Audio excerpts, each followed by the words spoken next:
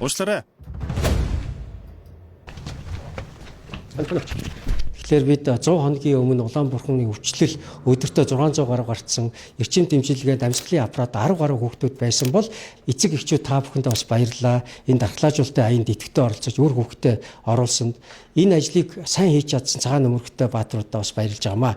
За үүний үр дүнд өнөөдөр 100 хоногийн дараа бид өвчлөө зарим өдөр байхгүй, зарим өдөр 2-3 тохиолдолтой эрчим дэмжлэгээнд амьсгалын аппаратаа нэг ч хүүхэд байхгүй байгаа нь сайн мэдээ юм аа.